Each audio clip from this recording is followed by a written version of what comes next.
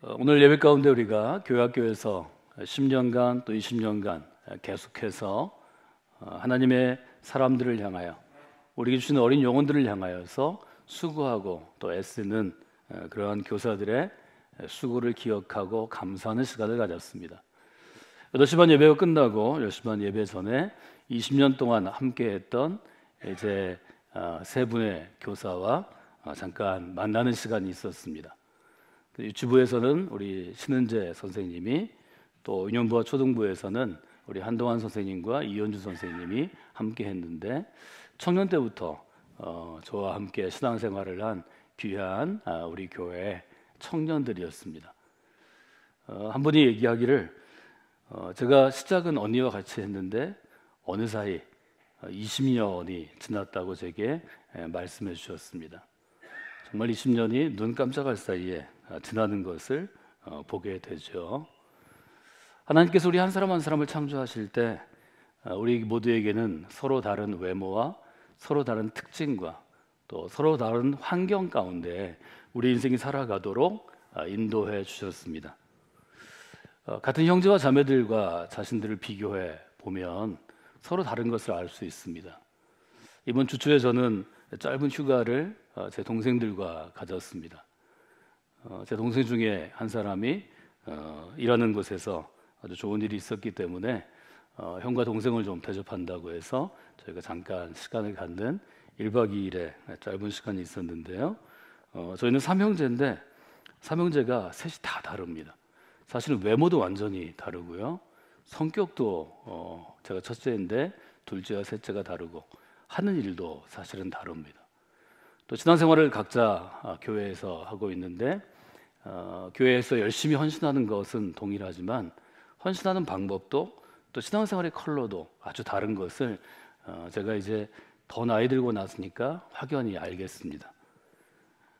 주변의 사람들과 여러분들 한번 비교해 보시고 한번 구분을 해 보시면 좋을 것 같습니다. 오늘 이렇게 구분해 보시면 어떨까요? 우리 모두에게는 자신에게 없는 것, 혹은 없는 말이 좀 강한 표현이면 부족한 것들이 있습니다. 누군가에는 풍성하게 있고 누군가에는 부족한 것들이 있습니다. 또 내 자신에게 있는 어떤 것들이 있죠. 그 사람을 구분할 때 우리가 나 자신에게 있는 것이 무엇인지를 아주 분명하고 선명하게 깨닫고 볼 수 있고 활용할 수 있으면 저는 그것이 쓰임받는 인생이라고 정의해 드렸습니다.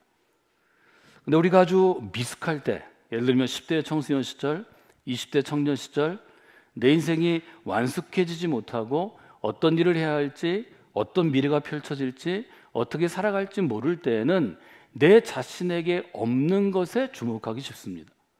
여러분 10대 청소년들을 만나면 청소년 시기가 고민이 많은 시기입니다. 여러 가지 일을 하다가 화도 잘 내고 또 성격도 거칠어질 때가 있고 또 부모님들이 어떻게 제어할 수 없는 때가 있습니다. 그래서 이때는 마치 야생마와 같은 시기인데요. 청소년 시기는 특별히 내게 없는 것에 주목하기 쉽습니다. 누구에게는 이런 좋은 점이 있는데 왜 나한테는 이게 없을까? 누구에게는 이런 좋은 집안의 환경이 허락되어 있는데 왜 나한테는 허락되어 있지 않을까? 누구는 이렇게 똑똑하고 한번 보면 공부를 잘할 수 있는 머리나 논리 구조를 갖고 있는데 나는 왜 그럴까? 이런 것들이 청소년기에 아주 큰 인생의 고민거리가 됩니다. 내게 없는 것을 바라보다가 내게 없는 것이 아니라 내게 있는 것은 무엇일까를 바라보는 일종의 생각의 분명한 전환이 청소년기에 이루어진다면 그 인생은 더 아름답게 꽃 피어날 수 있을 것입니다. 저는 우리가 선생님이라고 얘기하는 스승의 역할이 바로 그 점에서 일할 수 있다고 생각합니다. 저는 어릴 때 음악을 아주 좋아했는데요. 음악을 좋아해서 밤새도록 늘 음악을 틀어놓고 밤새도록 들었고요. 저희 때는 라디오로 주로 음악을 들었는데 카세테이프로 제가 좋아하는 노래들을 아주 수백 개 만들어서 계속해서 녹음하고 나중에 LP 음반을 모으면서부터는 밥을 굶어가면서 레코드를 계속 모아서 음악을 들었습니다. 그때 저는 노래를 잘 불렀으면 하는 마음이 있었습니다. 노래를 부르기 위해서 아주 어릴 때 기타를 배웠고 기타를 연주하면서 노래를 하는 것, 싱어송라이터처럼 하는 것이 아주 좋게 보였습니다. 근데 제가 노래를 다른 사람보다 썩 잘하지 못하기 때문에 노래를 좀 잘하게 해달라고 오랜 시간 간절하게 하나님께 나아갔던 적도 있습니다. 물론 노래 실력이 시간을 들이면서 이전에 제 노래 실력보다는 좋아졌지만 그래도 남 앞에 나가서 아주 자랑스럽게 할 만큼은 되지 않았습니다. 그 결과로 저는 노래하는 것을 전공하거나 직업으로 삼지 않게 되었습니다. 지금 생각하면 얼마나 감사한 일인지요. 그때는 제가 노래를 제 친구처럼 혹은 제가 아는 누구처럼 잘하지 못해서 굉장히 억울하기도 하고 아프기도 하고 자신에게 없는 것 때문에 하나님께 매어 달렸지만 저는 반대로 그 일을 통해서 자신에게 있는 것을 보게 되었습니다. 저는 청소년들과 청년에게 주기적으로 이 말씀을 함께 나눕니다. 정리하면 이렇습니다. 사람은 자신에게 없는 것을 먼저 보게 되어 있지만 하나님께서는 우리가 믿음 안에 있으면 회심의 체험을 하면 세컨드 콜링, 헌신의 체험을 하면 헌신한 이후에는 우리에게 있는 것을 보게 하시고 주목하게 하시고 교회 공동체를 통해서 우리에게 있는 것을 재능과 은사로 훈련시키시고 결국 그것이 직업이나 그리고 일터로 가정으로 연결되어서 하나님께 쓰임받는 인생으로 우리를 인도해 주신다는 것입니다. 여러분의 자녀들이 성경교회 믿음의 공동체에서 하나님께서 한 인생을 다루시는 이 하나님의 손길을 체험하시는 분들이 되시기를 원합니다. 또 여러분의 삶 가운데서 아직도 내게 없는 것이 너무 간절하다면 내게 없는 무엇을 계속해서 하나님께 원하고 구하신다면 먼저 내게 있는 것을 보게 하시는 믿음의 역사가 있기를 원합니다. 믿음의 눈이 열려지기를 원합니다. 구약에서 대표적인 인물이 모세입니다. 모세는 이스라엘 사람들이 마음 가운데 가장 닮고 싶어 하기도 하고 감사하고 싶기도 하고 신앙의 모델로 생각하는 인물입니다. 그도 그럴 것이 모세는 하나님의 백성들이 이루는 하나님의 나라 이스라엘이 가능케 한 사람입니다. 노예되었던 히브리인들을 약속의 땅까지 인도해냈을 뿐만이 아니라 시내산에서 하나님께서 하나님의 백성에게 주시는 표지, 즉 하나님의 우리가 율법이라고 부르는 토라를 모세를 통해서 주셨습니다. 그래서 모세는 나라를 세운 일종의 국부로 하나님께서 그들의 삶을 원칙으로 세워주시는 토라의 수요자로 구약에서 가장 존경받는 인물이 되었습니다. 모세는 과연 자신에게 없는 것에 주목했을까요? 아니면 자신에게 있는 것을 주목했을까요? 출애굽기 1장과 2장은 모세의 출생과 그가 왕의 군대가 아기를 죽이는 것에서 피해서 가족의 기지로 지혜로 엄마의 지혜로 왕궁에서 자라나는 것을 우리에게 생생하게 알려줍니다. 그것보다 더 중요한 것은 출애굽기 3장과 4장인데 3장과 4장은 그런 모세를 부르시는 하나님의 이야기가 등장합니다. 이 부분을 우리가 새벽에 묵상할 때 혹은 성경을 깊이 묵상하는 특별한 시간 동안에 저는 모세의 변명, 모세의 핑계라고 이름을 붙였습니다. 하나님 모세를 부르실 때 모세는 내 주님 하고 일어서지 않습니다. 떨기나무 가운데서 하나님을 부르실 때 그가 거룩한 곳에서 신발을 벗고 하나님 앞에 섰지만 하나님이 명령하실 때 듣지 않습니다. 출애굽기 4장 1절에 보면 모세가 이렇게 얘기합니다. 그러나 그들이 나를 믿지 아니할 것입니다. 내 말을 듣지 아니할 것입니다. 여기가 그들은 그들의 종족인 이스라엘 사람들이죠. 히브리인들입니다. 여호와께서 너에게 나타나지 아니하셨다고 저에게 반문할 것입니다. 모세가 얘기합니다. 그때 하나님께서는 모세에게 이렇게 말씀하십니다. 너의 손에 있는 것이 무엇이냐? 아주 짧은 질문이죠. 모세가 하나님 앞에 서 있을 때 그는 광야에서 일종의 짐승을 지키는 양치는 목자로 그의 장인 집에 살았기 때문에 그의 손에 지팡이가 있었습니다. 하나님은 다른 걸 묻지 않습니다. 너의 손에 있는 것이 지금 무엇이냐? 모세가 대답합니다. 지팡이가 있는데요. 하나님이 얘기하십니다. 그것을 땅에 던져라. 땅에 던지니 지팡이가 뱀이 되었습니다. 모세가 뱀을 피할 수밖에 없죠. 하나님이 모세에게 얘기합니다. 너의 손을 내밀어서 그 꼬리를 잡아라. 모세가 그대로 순종해서 손을 내밀어 그것을 잡으니 그의 손에서 지팡이로 변화가 됩니다. 왜 이런 일이 있었을까요? 5절에 보면 이는 그들에게 그들의 조상의 하나님, 아브라함의 하나님, 이삭의 하나님, 야곱의 하나님 여호와가 너에게 나타낸 줄을 믿게 하려는 것이라. 말하자면 증거를 주기 위해서 하나님께서는 지팡이로 모세에게 일정한 교훈을 주십니다. 저는 이 질문이 아주 중요하다고 생각합니다. 하나님은 나에게 주시지 않은 것, 내가 아니라 내 동생이 갖고 있는 것, 내가 아니라 내 친구가 갖고 있는 것을 나에게 요구하시지 않습니다. 하나님은 아주 분명하게 우리 한 사람 한 사람에게 내가 너에게 준 것은 어디 있냐고 물으십니다. 내가 지금 갖고 있는 것은 무엇이냐고 물어보십니다. 그러니 우리가 하나님의 쓰임을 받기를 원할 때, 제가 청년들에게 코스타와 같은 집회에서 혹은 대학생들이 모인 청년 집회에서 하나님께 여러분의 인생을 헌신하라고 도전할 때, 집회가 끝난 후에 저에게 상담하러 오는 청년들은 제게 묻습니다. 제게 무엇으로 헌신해야 할까요? 제게는 이것도 없고 저것도 없는데 이것 없이 하나님이 저를 쓰실 수 있을까요? 그때 저는 출애굽기를 읽고 그에게 도전합니다. 하나님이 이미 너에게 주신 것이 있다. 너에게 있는 것이 있기 때문에 하나님은 너를 선택하시고 너를 부르시는 것이다. 지금 너에게 중요한 것은 나에게 있는 것을 주님께 맡기는 것이다. 헌신하는 것이다. 하나님은 여러분이 없는 것에 헌신을 받지 아니하십니다. 여러분이 없는 것을 요구하시지 않습니다. 우리가 교회에서 일꾼이 필요해서 어떤 사역 가운데 일이 있을 때 여러분 이 일 가운데 하나님의 여러분을 부르십니다. 콜링이 있습니다 할 때 많은 분들이 변명하고 핑계합니다. 모세는 이렇게 얘기하죠. 하나님, 저는 자격이 없습니다. 제가 누구간데 하나님의 사람으로 이 일을 할 수 있을까요? 지금으로 얘기하면 하나님, 저는 목회자가 아닙니다. 저는 신학교를 나오지 않았습니다. 저는 예언자가 아닙니다. 저는 예언자 밑에서 자라난 사람이 아닙니다. 모세는 나는 자격이 없다고 얘기합니다. 내가 누구간데 바로에게 갈 수 있겠습니까? 두 번째로 모세는 나는 지식이 없다고 얘기합니다. 하나님이 지금 저에게 나타나서 저를 부르시는데 제가 하나님을 잘 알지 못합니다. 지금으로 말하면 교회 안에서 여러분이 어떤 컬링 가운데 있을 때 하나님, 제가 신앙이 없습니다.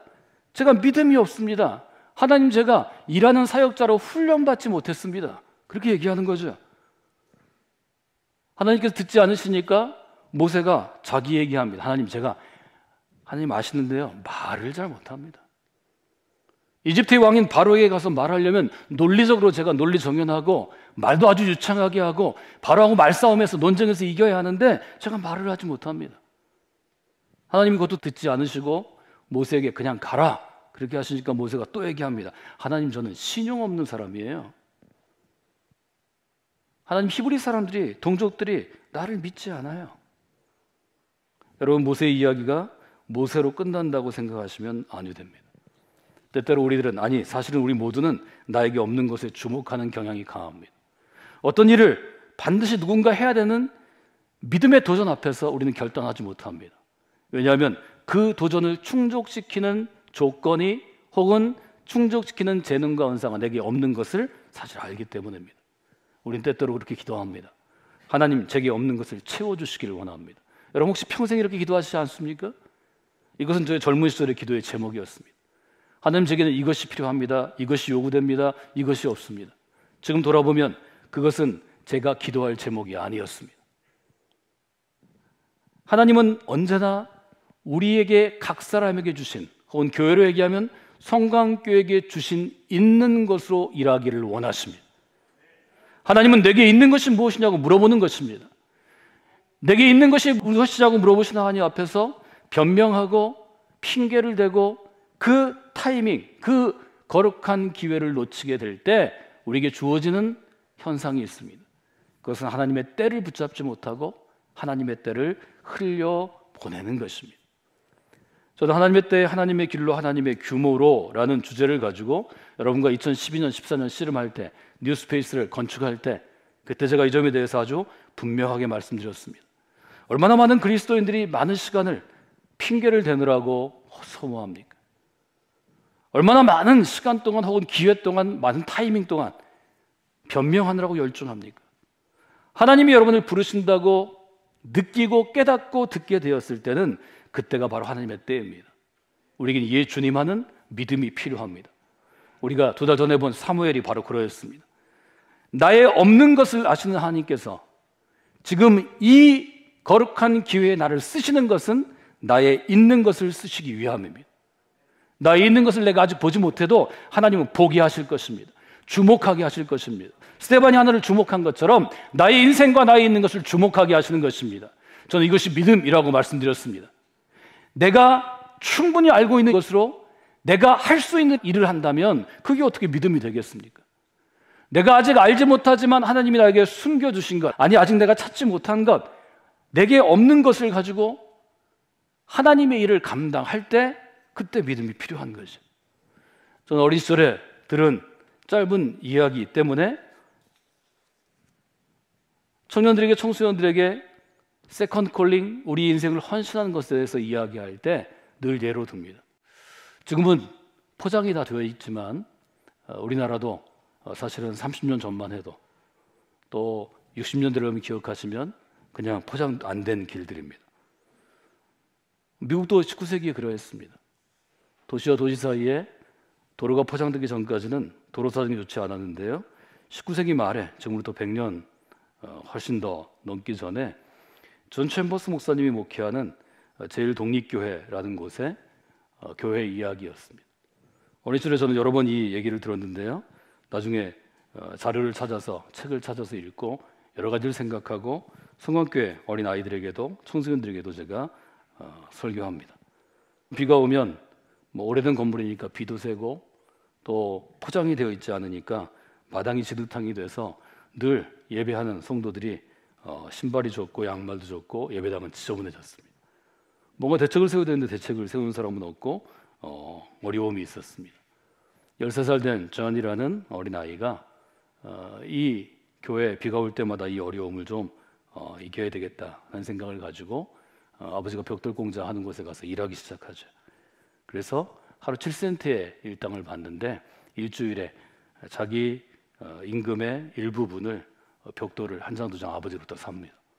그럼 매일 새벽 교회에 가서 벽돌을 깔기 시작합니다. 처음엔 잘 몰랐는데 몇 주 지나니까 목사님이 누가 그 일을 하는지 궁금해집니다. 그 주일 새벽에 누가 하는지 가만히 보니까 13살 된 어린아이였습니다. 실제로 이 일을 하는 데는 1년쯤 걸렸다고 합니다. 중요한 것은 이 존 챔버스라는 목사님이 이 아이의 인생을 기대하기 시작한 것입니다. 이 아이를 놓고 기도하기 시작합니다. 하나님, 이 아이가 어른들은 하지 못한 일을 하고 있습니다. 이 아이의 인생 가운데 하나님께서 함께하여 주시기 원합니다. 지난주에 우리가 함께 나눴던 말씀, 이 아이의 인생을 혹은 이 사람의 인생을 주께 부탁하나이다. 바울이 했던 일입니다. 이 일을 통해서 그는 존 워너메이커라는 백화점을 지금의 현대사회에 처음 시작한 사람이 되기도 했고, 시대적으로는 YMC 운동에 크게 헌신해서 지금 서울 종로가에 자리 잡고 있는 YMC 건물을 짓는데 이분이 헌신한 분이 되기도 했습니다. 하나님께서는 하나님의 때에 하나님께서 내게 주신 것으로 우리를 사용해 주시는 것입니다.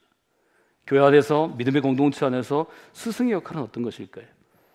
나 자신에게 있는 것을 찾게 하는 사람, 나 자신에게 하나님께서 주시는 것을 알게 하는 사람이 아닐까요? 우리는 스승과 제자의 관계를 바울과 디모데에서 찾습니다. 디모데전서 4장 12절로부터 13절, 14절, 15절에 보면 바울이 디모데에게 어떤 영적인 스승이었는지가 아주 분명히 드러납니다. 여러분이 아시는 것처럼 디모데는 바울처럼 카리스마 있는 리더가 아니었습니다. 그는 아마 목소리도 조용했을 것이고 아주 순했을 것이고 나약했습니다. 교인들이 그를 무시했습니다. 그는 교인들보다 훨씬 젊은 나이에 바울이 맡긴 교회 담임 목사가 되었습니다. 얼마나 힘들고 어려웠는지 그는 바울에게 못하겠다고 편지를 썼던 것 같습니다. 바울이 그를 돕기 위해서 이렇게 편지를 씁니다. 디모데전서 4장 12절에 보면 이렇게 되어 있죠. 교인들 가운데 누가 됐든지 너의 젊음을, 너의 연소함을, 교인들보다 나이가 젊은 것을 업신여기지 못하게 해라. 목회자는 업신여김을 받는 사람이 아니다.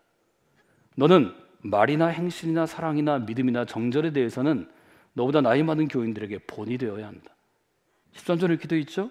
내가 이를 때까지, 내가 갈 텐데, 내가 도착할 때까지 너는 읽는 것, 성경을 읽는 것, 권하는 것, 성경으로 권면하고 성경으로 가르치는 것, 이 일에 창념하라. 아주 전념해야 한다. 14절이 아주 중요합니다. 14절은 이렇게 시작하죠. 내 속에 있는 은사, 곧 장로의 회사 안수 받을 때 예언으로 말미암아 받은 것을 조심없이 말며. 표준세 번역은 이 부분을 이렇게 번역합니다. 그대 속에 있는 은사, 곧 장로들의 모임에서 안수 받을 때 예언으로 그대에게 주신 은사를 소홀히 취급하지 마십시오. 두 가지죠. 디모데에게 바울이 깨우친 것은 내 속에 있는 은사를 기억해야 한다. 그리고 그 은사를 소홀히 여기지 말고, 하찮게 여기지 말고 아주 중시해야 한다. 15절에 이렇게 되어 있습니다. 모든 일에 전심전력하여 너의 진보를 모든 사람에게 나타나게 하라. 이것이 바로 바울이라는 영적인 스승이 그에게 영적인 자자였던 디모데의 영혼을 깨우는 권면이었던 것을 기억합니다. 사도행전 20장에 보면 바울이 이처럼 디모데뿐만이 아니라 함께 일했던 바울의 제자들에게 스승으로서 행한 일들이 기록되어 있습니다. 첫 번째 바울은 어떤 스승이었나요? 첫 번째 바울은 함께하는 사람들을 권하여 세우는 선생님이었습니다. 사도행전 20장 1절은 이렇게 시작합니다. 소요가 그침에 바울은 제자들을 불러 권한 후에 작별하고 떠나 마게도냐로 가더라. 사도행전 20장을 알기 위해서는 19장을 알아야 되죠. 19장에서 바울은 큰 어려움을 경험합니다. 도시에 있던 사람들이 수만 명이 모여서 바울 한 사람을 비난하고 책임을 즉 성토하는 시간을 갖습니다. 바울은 그 도시를 떠나야 했습니다. 떠날 수밖에 없는 상황이었습니다. 모두 그에게 책임을 전가하고 그는 테러를 당할 상황이었습니다. 1절에 중요한 바울이 행한 일이 세 가지 되었죠. 첫째, 제자들을 불러 모이게 합니다. 둘째, 모인 제자들을 권했습니다. 세 번째, 작별하고 떠났습니다. 그래서 이 권하다라는 단어가 중요합니다.